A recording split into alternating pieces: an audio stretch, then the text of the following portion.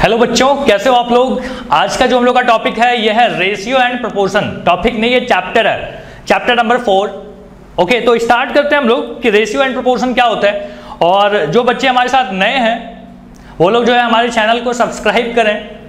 ये बताने नहीं आया हूँ मैं, जो नए हैं उनको पता नहीं है, आप हमारी वेबसाइट पे जाके www.alphalearningclasses.com पे जाके आप नोट्स पीडीएफ जो भी इस लेक्चर में चल रहा है उसके आप वहां पे डाउनलोड कर सकते हो। ओके, तो चलिए स्टार्ट करते हैं। छोटी सी प्रमोशन के बाद सबसे पहले हम लोग को समझना है कि भाई ये रेशियो क्या होता है और अगला टर्म आएगा अपना प्रोपोर्शन क्या होता है। तो देखो, रेशियो हम लोग क्या बात करते हैं, जब भी whenever we compare two quantities, जब भी हम दो क्वांटिटीज को कंपेयर करते हैं, ठीक है, जैसे मेरे पास है 5 रुपए और तुम्हारे पास है 10 रुपए, तो मैं बोलूंगा कि मेरे से कितना ज्यादा आप हैं, तो आप बोलोगे सर 2 गुना, डबल। तो ये क्या हुआ, ये कंपैरिजन हुआ। और ये जो 2 आया ना, इसी को हम बोलते हैं रेशियो। ठीक है, समझाता हूं आगे। लेकिन पहली बात आपको यहां पे ये समझनी है कि जब भी आप कंपेयर करना चाहते हो तो क्या होना चाहिए, दोनों की यूनिट सेम होनी चाहिए। ठीक है, तो हम बोलेंगे यूनिट शुड बी सेम। आपको बोला सर ये बात जमा नहीं सर, मतलब क्या सेम, कैसे सेम। तो मैं आपको समझाता हूं। मेरे पास है 1000 रुपए, ठीक है, बढ़ गया पैसे, और तुम्हारे पास है 1 करोड़ रुपए।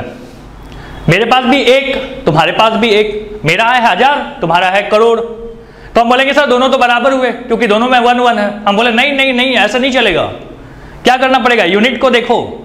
मेरे पास 1000 है, तुम्हारे पास 1 करोड़ है, दोनों बराबर नहीं है, दोनों में 1 जरूर है, तो यूनिट सेम होना चाहिए, तब आप कंपैरिजन कर सकते हो। ओके, तो यही समझाने आया था मैं। तो मैंने बोला कि unit should be same, unit same होना चाहिए। ठीक है, जैसे एग्जांपल मैं ले लूं कि भाई कंपेयर करना है या रेशियो बताइए, बोलता है कि ratio of 5 kilometre to 10 kilometre. तो आप क्या बोलोगे, 5/10। क्यों, क्योंकि दोनों का यूनिट क्या था, सेम था। लेकिन सोचो, एक सवाल मैं पूछ लूं कि रेशियो ऑफ, क्या लिख दिया, ratio of 5 kilometre to 5 metre. तो आपने बोला सर इसका रेशियो तो केजी नहीं बेटा, किलोमीटर, केएम। तो हमने बोला कि पहले इसका यूनिट को सेम कीजिए, नहीं तो हम रेशियो नहीं बता सकते। आपके मन में कहीं ऐसा तो नहीं आ रहा ना कि सर 5 डिवाइडेड बाई 5 आंसर आ गया 1, गलत हो जाएगा ये पूरा। क्या दिक्कत थी इसमें, यहां पे यूनिट सेम नहीं था। तो चलो यूनिट सेम करते हैं। देखो एक काम करते हैं, बड़े यूनिट को छोटे में ले आते हैं। जैसे 5 किलोमीटर का मतलब क्या होता है, 5000 मीटर, और नीचे क्या है 5 मीटर, तो क्या आ जाएगा बताओ, 1000। इसका रेशियो कितना आ गया, 1000। समझ में आ गया। तो इस तरीके से आपको ना यहाँ पे सॉल्व करना है। चलो हो गया कॉपी। अब अगला जो है, अब हम लोग को पढ़ना है बेटा यहाँ पे ये प्रोपोर्शन क्या होता है। चलिए यहां लिखते हैं प्रोपोर्शन।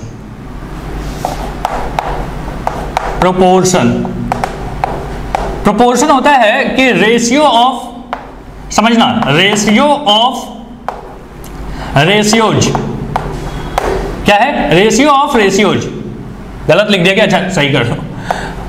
तो रेशियो का भी रेशियो निकालना है। जैसे हमने बोला कि 4/5 एक रेशियो है, और यहां पे हमारे पास क्या है 3/5, ये भी एक रेशियो है। अब बोलता है इनका भी रेशियो निकालो, मतलब 4/5 डिवाइडेड बाई 3/5। इसको क्या बोलते हैं, इसको बोलते हैं प्रोपोर्शन। अब इसको सॉल्व करने का तरीका समझना बेटा, एक्सट्रीम्स मल्टीप्लाई होकर ऊपर लिखाते हैं, मतलब 4 × 5 ऊपर लिखाएगा, और जो बीच वाले हैं जिसको बोलते हैं मीन हमेशा मल्टीप्लाई होकर नीचे लिखाते हैं, मतलब 3 × 5। 5 यहां से कट जाएगा और आंसर आ जाएगा 4/3। तो ये कहानी है प्रोपोर्शन की। प्रोपोर्शन मतलब क्या होता है कि दो रेशियो का आपने क्या कर लिया, रेशियो निकाल लिया, दो रेशियो का रेशियो निकाल लिया, इसी को क्या बोलते हैं, प्रोपोर्शन।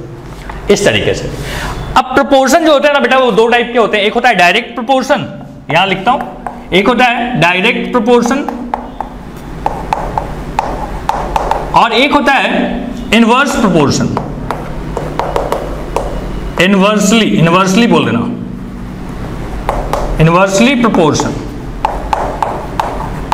तो 2 टाइप के प्रोपोर्शन है, इसको अपन डिटेल में पढ़ेंगे और इसको भी डिटेल में पढ़ेंगे। ओके, तो यहां तो जल्दी से कॉपी कर लो, ये इंट्रोडक्शन पार्ट हो गया रेशियो एंड प्रोपोर्शन का।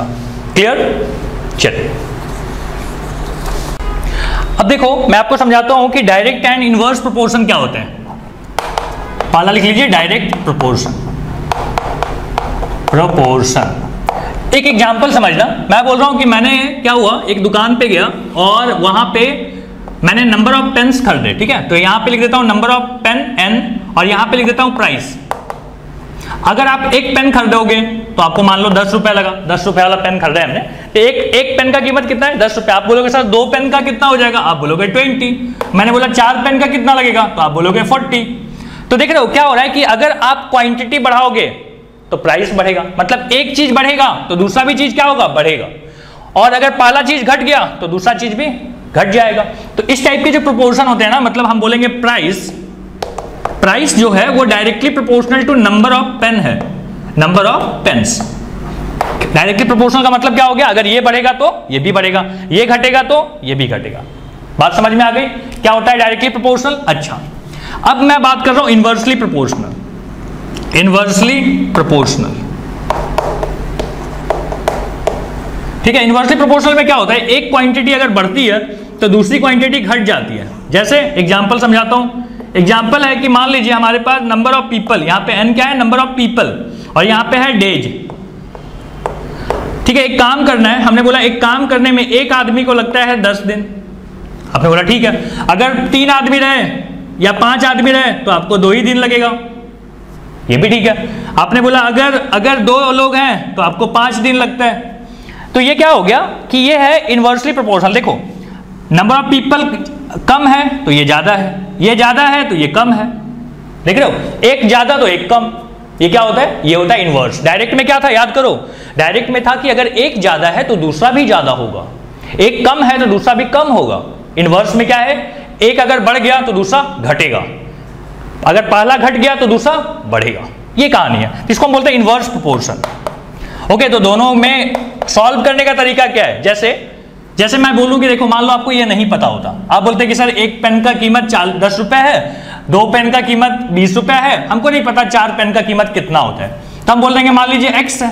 अब आप सॉल्व करते हो, आप देख लो कोई भी जो पूरा भरा हुआ है, मतलब ये ले सकते हो, ये ले सकते हो, और उसको अननोन के साथ कंपेयर कर लेना। मतलब लिख के बताता हूं, यहां पे लिख देना 1/10, कैसे लिखा 1 नीचे 10, यहां लिख देना 4/x। अब यहां से x की वैल्यू निकालो क्रॉस मल्टीप्लाई करके, क्या हो जाएगा देखो, x इज इक्वल टू कितना 40। बोलो यही आया था कि नहीं 40। तो इस तरीके से हम लोग क्या करते हैं, डायरेक्ट को सॉल्व करते हैं। ओके, इनवर्स में समझना, जैसे मैं बोल रहा हूं कि मान लो आपको ये नहीं पता कि 2 आदमी रहेंगे तो कितना दिन लगेगा, वो आपको नहीं पता, तो आप बोलोगे सर एक काम कर लेते हैं, जो पूरा सेट भरा हुआ है उसमें से कोई भी ले लो, जैसे ये ले लेते हैं, अच्छा लग रहा है 1 उसमें है, तो हम बोलेंगे यहां पे लिख देना, क्या करना है यहाँ पे, इन दोनों को मल्टीप्लाई करना है। लास्ट टाइम क्या किया था, इन दोनों को डिवाइड किया था, यहाँ पे क्या करना, इन दोनों को मल्टीप्लाई करना है। ध्यान से 1 × 10 इज इक्वल टू 2 इंटू, यहाँ पे भी नहीं पता तो आप x मान लो, 2 × x, तो क्या आ जाएगा x की वैल्यू, x की वैल्यू आ जाएगी 10/2, जो कि होता है कितना 5। तो एक बार अगर आप पहचान गए ना कि डायरेक्ट है कि इनवर्स है, रिलेशन जो है वो डायरेक्ट है कि इनवर्स, अगर आप एक बार पहचान गए तो आपके लिए कैलकुलेशन मुश्किल काम नहीं है, क्योंकि आपको पता चल गया कि डायरेक्ट में कैलकुलेशन ऐसे चलता है और इनवर्स में कैलकुलेशन इस तरीके से चलता है।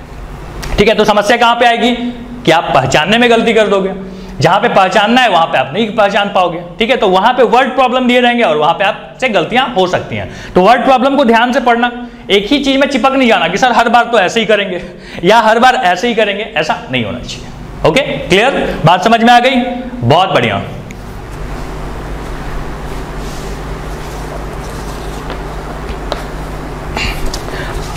अब देखो यहां लिखता हूं, अब मैं आपको समझा रहा हूं कि प्रॉपर्टीज ऑफ रेशियो, यहां लिखते हैं प्रॉपर्टीज ऑफ रेशियो। रेशियो जो होते हैं ना उसकी कुछ प्रॉपर्टीज होती हैं। तो पहला प्रॉपर्टी क्या बोला हुआ है, बोलता है कि ratio of number A and B, A और बी का जो रेशियो है, ए एंड बी का जो रेशियो है, इसको लिखा जाता है बेटा A/B ऐसे, या आप इसको लिख सकते हो A/B। बोलो पहली बात समझ में आ गई। ओके, सेकंड क्या बोलता है कि in the ratio of 2 numbers if the second number is 100 then it is known as percentage. अच्छा, क्या बोलता है कि देखो हमारे पास 2 नंबर हैं A और ए एंड बी है। बोलता है अगर सेकेंड नंबर अगर 100 है, बी अगर 100 है, समझ लो बी अगर क्या है 100 है, तो इसके रेशियो को क्या बोला जाता है? बोला जाता है परसेंटेज। परसेंटेज। कोई दिक्कत तो नहीं, समझ में आ गया आपको? बी अगर मान लो 50 है तो कुछ नहीं बोला जाता, 100 है तो परसेंटेज। ठीक है, 100 के लिए एक खास क्या हुआ, गिफ्ट मिल गया है। ठीक है, ये रहा। नाउ थर्ड बताता हूं क्या है।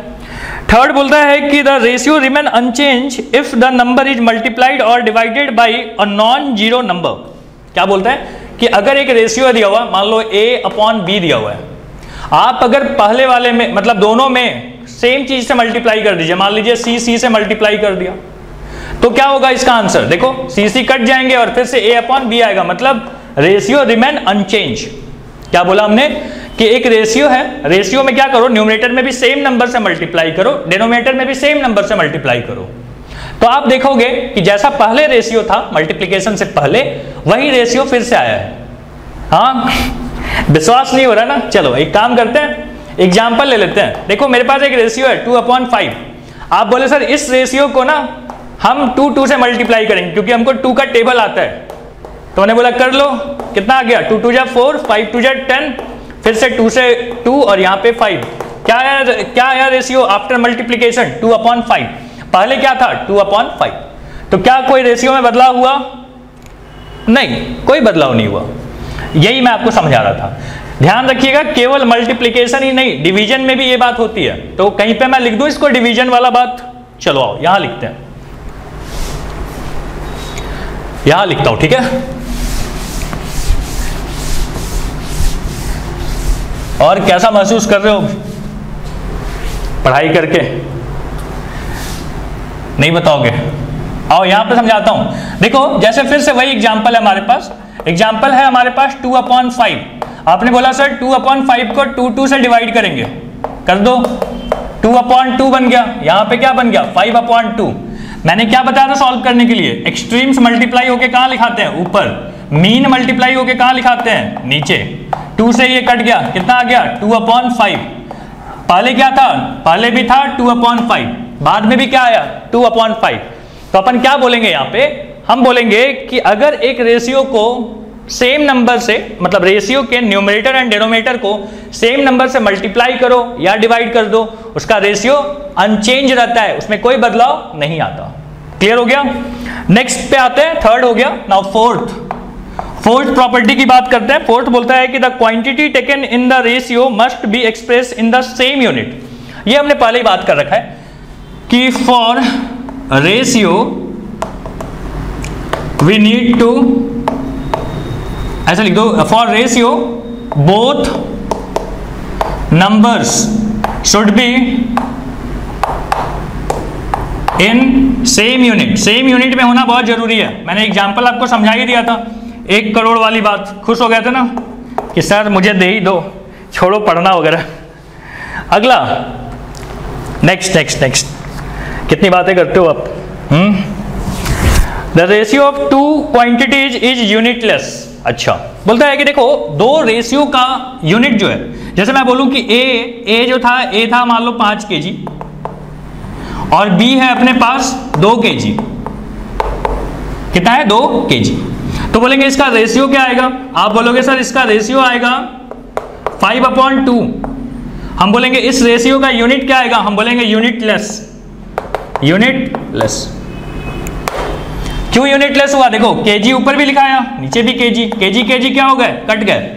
तो कोई भी यूनिट अगर आप लोगे तो क्या हो जाएगा? कैंसिल हो जाएगा, और कैंसिल होके क्या होगा? यूनिटलेस हो जाएगा। ठीक है, तो ये थी इसकी प्रॉपर्टीज, बड़े बेसिक सी प्रॉपर्टीज थी, बट आपको ध्यान में रखना ये चीज जरूरी था, आपको ध्यान में डालना ये चीज जरूरी था। ओके, तो इसके बाद ना हम लोग अब स्टार्ट करते हैं, एक्सरसाइज स्टार्ट करते हैं 4.1, प्रैक्टिस सेट 4.1। ठीक है, तो यहां तक कॉपी कर लीजिए जो चीजें मैंने आपको बताया, यहां तक। ठीक है, ये पुराना है।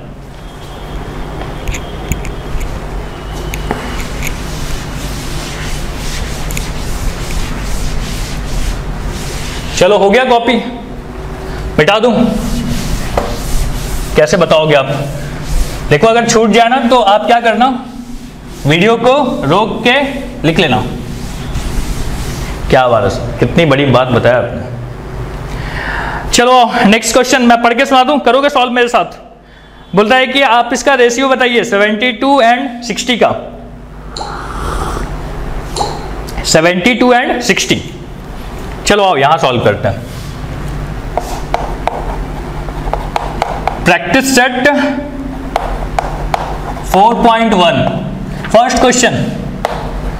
फर्स्ट क्वेश्चन बोलता है वही रेशियो बताइए। बोलता है कि find the reduced form of ratio to the first to the second, first और सेकेंड का, मतलब 72, 60 है तो आप लिख दो इसको, कितना आ जाएगा 72/60। 12 से डिवाइड होता है बेटा, 12 5 जा 60, 12 6 जा 72, कितना आ गया 6/5। First done. सेकेंड भी इसी तरीके से करना है, सारे क्वेश्चन तो मैं नहीं करूंगा, मैं थर्ड कर देता हूं, ठीक है। सेकेंड आपके लिए कितना आएगा बताइए, 52/78। 2 से करें, 2 से 26, 2 से 39, और हो सकता है डिवाइड, नहीं तो क्या बोलेंगे 26/39। Question number 1 over. Now question number 2। Question number 2 बोलता है बेटा कि find the reduce form of ratio of the first quantity to the second quantity. चलो आओ, यहां पे शायद मजा आएगा आपको।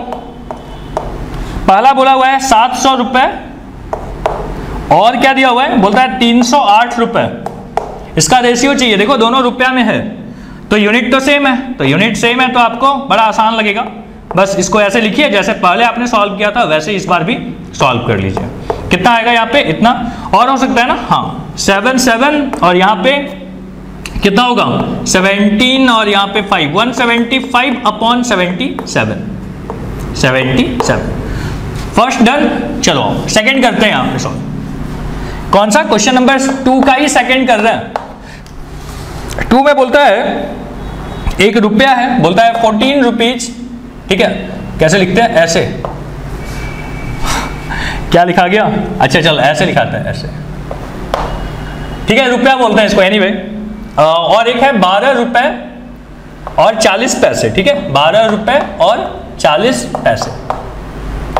बेटा ये क्या हो गया, यहां तो रुपया है, यहां पे रुपया और पैसा दोनों है। क्या करेंगे, पार्टी, यूनिट को सेम करेंगे, ठीक है, पार्टी करेंगे। एक काम करते हैं, सबको पैसे में ले आते हैं। क्यों, क्योंकि पैसा छोटा क्या है, यूनिट है, तो सबको छोटे यूनिट में ले आओ।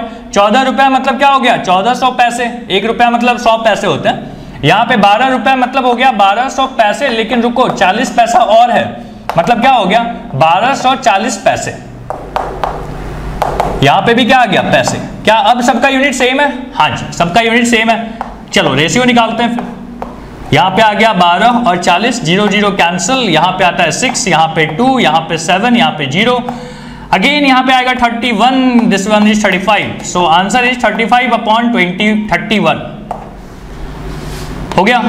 थर्ड समझ में आ गई आपको, यूनिट का बहुत ख्याल रखना है। अच्छा चलो, एक बोलता है कि 5 लीटर है मेरे पास और एक है 2500 ml। क्या करें बताओ, सीधा सीधा डिवाइड कर दूं क्या, 5/2500। समझ में आ रहा है ना, गलत कर रहा हूं, गलत है ये, ऐसे नहीं कर सकते। क्यों, क्योंकि यूनिट सेम नहीं है। तो 1 लीटर मतलब 1000 ml होता है, तो हम क्या बोलेंगे 5 लीटर मतलब 5000 ml। यहां पे क्या आ गया 2500, ढाई समझ में आता है, 2500, ढाई नहीं आता, 25 से 2 आ गया, कितना आ गया यहाँ पे 2 मतलब बेटा 2/1, ठीक है। 2/1 लिखना हम लोग पसंद नहीं करते, इसलिए हम लोग उसको लिखते हैं 2। बोलो क्लियर है यहाँ तक। अच्छा एक सवाल और ले लेता हूं बस, बाकी आप जो छूट गया वो आप करना। 6th ले रहा हूं, क्वेश्चन नंबर 2 का 6th। बोलता है 7 मिनट और यहाँ पे क्या है 20 सेकेंड, और एक चीज दिया हुआ है बेटा यहाँ पे कि 5 मिनट एंड 6 सेकेंड। इधर आ जाऊं, चलो यहां ठीक है, इतना है। तो कैसे सॉल्व किया जाए इसको, हम बोलेंगे 7 मिनट 20 सेकेंड, मतलब सेकेंड जो है वो छोटा यूनिट है, तो 1 मिनट में तो 60 सेकेंड होता है, तो 7 मिनट में कितने सेकेंड हो जाएंगे 7 × 60 प्लस कौन है 20 सेकेंड। यहां पे भी बताओ 5 × क्या 60 और प्लस 6 सेकेंड, 6 है कि 60 है, 6 सेकेंड है, ओके बढ़िया। 7 6 जा 42 और यहां पे आ गया 20, यहां पे कितना आ रहा है 300 प्लस 6, कितना आ जाएगा 440 और यहाँ पे 306। और ध्यान रखिएगा दोनों का यूनिट अब हो गया है सेकेंड, यूनिट सेम है। क्या अब आप रेशियो निकाल सकते हो? बिल्कुल जरूर निकाल सकते हैं। हाँ हाँ, क्यों नहीं निकाल सकते, निकाल सकते हैं ना। यहाँ पे हो गया 2 2 0, यहाँ पे आ गया 15 और 3। तो यहाँ हमारा आंसर आता है 153, मतलब 220 डिवाइडेड बाई 153, यही है अपना रेशियो। तो आई होप क्वेश्चन नंबर 1 और क्वेश्चन नंबर 2 तो आपको समझ में आ गया होगा। अब आगे बढ़ते हैं, क्वेश्चन नंबर 3 4 5 6 7 8 सब करेंगे हम लोग सॉल्व एक एक करके। यहां तक हो गया कॉपी? डन, मिटा दूं? चलो आओ।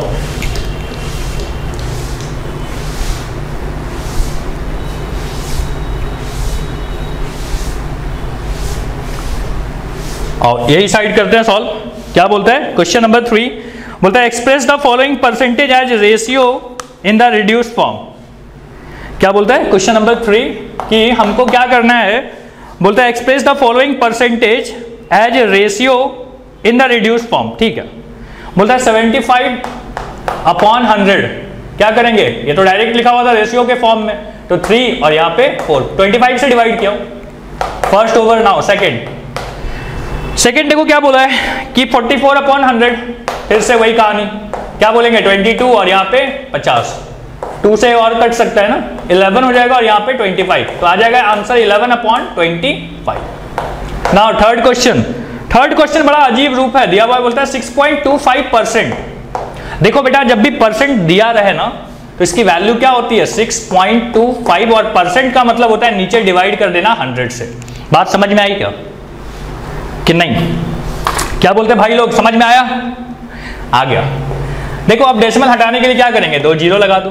25 से 25 टाइम्स, 25 से 4 एंड 0 0, फिर 25 से क्या हो जाएगा 16 है ना, 16 ना, 16, तो हम बोलेंगे 1/16। बात समझ में आ गई? जब भी परसेंटेज लिखा था तो क्या करना। एक और है परसेंटेज वाला, देखो बोलता है 0.64%। ठीक है, चौथा नहीं है ये, पांचवा है, चौथा आप कर लेना। चौथा आसान है ना, 52/100 दिया हुआ है, कर लेना। इसको क्या करोगे, हम बोलेंगे 0.64 डिवाइडेड बाई 100। देख रहे हो डेसिमल हटाने के लिए क्या करते हैं हम, डेसिमल हटाओगे तो 2 डिजिट यहाँ पे है, 2 जीरो लगा देना, तो आंसर कितना आ जाएगा, यही है। इसको थोड़ा सा रिड्यूस कर लो अगर आप कर सकते हो तो। यहाँ पे कितना आएगा बताओ, 16, यहाँ पे 25, फिर 4 से करें, 4 से 4, 25 से 625 हो जाएगा। ठीक है, तो आंसर इज 4/625। तो इस तरीके से आपको सॉल्व करते चलना है। क्वेश्चन नंबर 3 यहाँ पे ओवर। आगे बढ़ते हैं क्वेश्चन नंबर 4 की तरफ। आइए अब सिखाते हैं आपको क्वेश्चन नंबर 4। क्वेश्चन नंबर 4 एक वर्ड प्रॉब्लम है। क्या बोला हुआ है समझना। बोलता है कि 3 person can build a small house in 8 days. Okay, तो एक काम करते हैं, टेबल बना लेते हैं। ठीक है, और यहां पे लिख लेता हूं बेटा कि नंबर ऑफ पीपल, और यहां लिख लेता हूं नंबर ऑफ डेज। देखो ऊपर में फॉन्ट थोड़ा छोटा हो गया है, तो ऊपर में मैंने लिखा है नंबर ऑफ पीपल, नीचे क्या लिखा है, नंबर ऑफ डेज।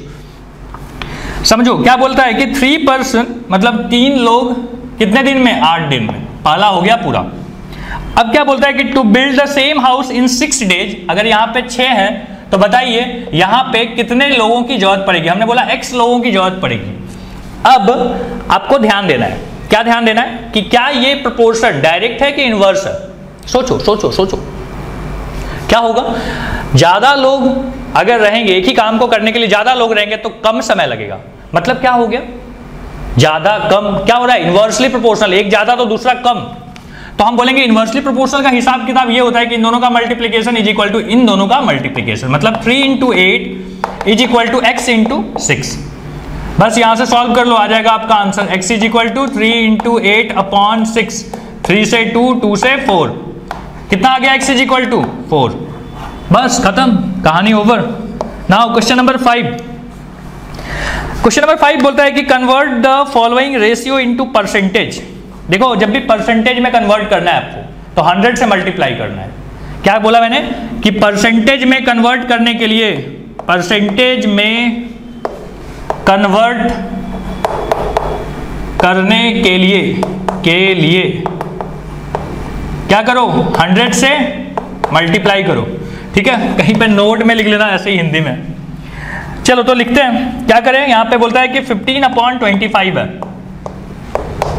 परसेंटेज में चाहिए तो 100 से मल्टीप्लाई करो, कितना आएगा 4, 15 4 जा 60%, ठीक है, पहला हो गया ओवर।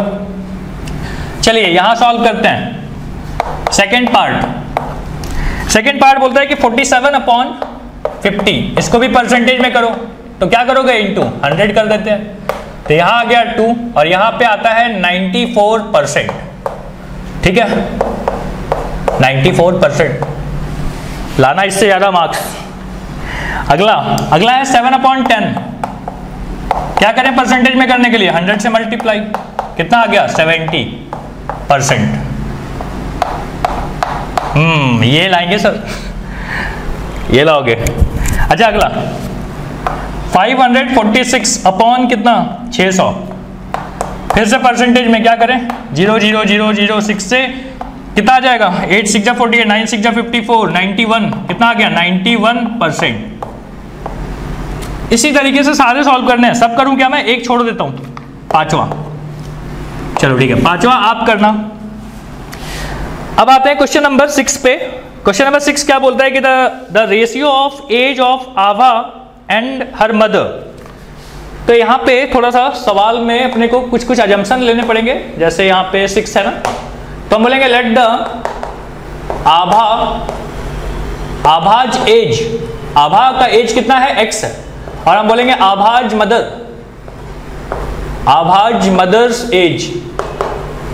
मदर्स एज कितना हो गया, उसको भी देखते हैं लिख के क्या बोलता है उन्होंने।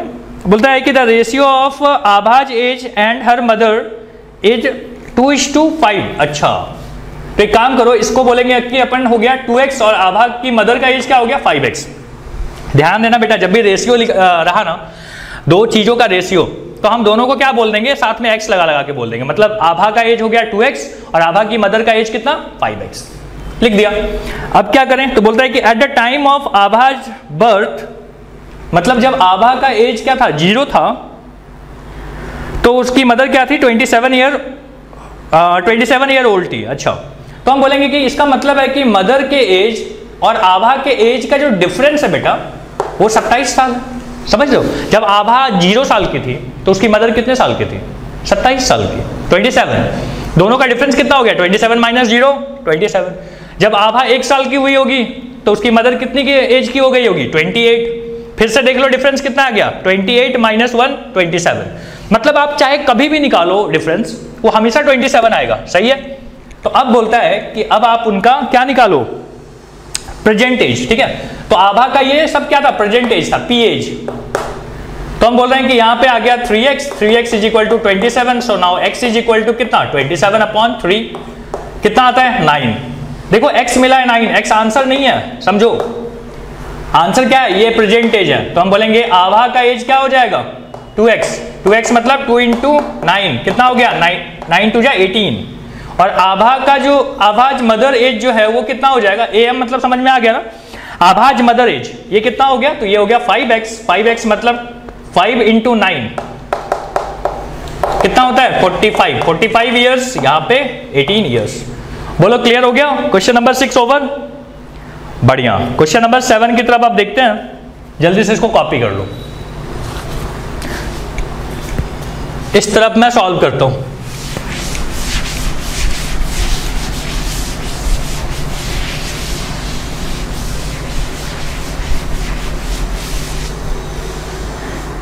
आइए क्वेश्चन नंबर 7 करवाते हैं।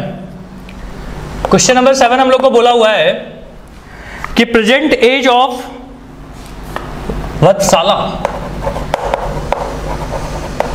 वत्साला एंड सारा। अच्छा कितना कितना है, तो बोलता है कि 14 ईयर एंड 10 ईयर्स रिस्पेक्टिवली दिया हुआ था। बोलता है after how many years the ratio of their age will be 5/4। ठीक है, तो हम बोलते हैं कि let after x years their ratio will be कितना, जितना बोला है, कितना बोला था उन्होंने 5/4। हम बोले कि भाई x साल के बाद उनका रेशियो इतना हो जाएगा। तो हम बोलेंगे x साल के बाद इनका एज होगा कितना, वात्साला का एज कितना हो जाएगा 14 प्लस x, और सारा का एज कितना हो जाएगा, हम बोलेंगे 10 प्लस x, और दोनों के एज का जो रेशियो है वो कितना है 5/4। बोलो ये बात समझ में आता है कि नहीं? समझो ये इसका प्रेजेंट एज है, x साल के बाद कितना हो जाएगा, दोनों में x बढ़ जाएंगे, तो ये हमने बढ़ा के लिख दिया और बोला कि उनका रेशियो कितना है, तो 4/5 है। यहां से क्रॉस मल्टीप्लाई कीजिए, आपका हो जाएगा आंसर सॉल्व, आ जाएगा आपका आंसर 5 × 10 + x कितना आ जाएगा, 14 4 जा 56, यहाँ पे आ गया 4x, यहाँ पे आ गया 50 और यहाँ पे आ गया 5x। ये 4x उधर जाएगा तो क्या बन जाएगा, 5x - 4x हो जाएगा, और यहाँ पे 56 - 50, यहाँ पे आता है 6, यहाँ पे आता है x, मतलब 6 साल के बाद। x क्या था, x था कितने साल के बाद, तो हम बोलेंगे आफ्टर 6 ईयर, यही पूछा है ना आपसे, क्या बोला है, हाँ आफ्टर हाउ मेनी ईयर्स, हम बोलेंगे आफ्टर 6 ईयर्स, आफ्टर 6 ईयर्स, ठीक है, बस कहानी खत्म। 6 साल के बाद जो आप चाहते थे उनका रेशियो इतना हो जाए उतना हो जाएगा। Okay done, question number 7 over. चलो क्वेश्चन नंबर अब 8।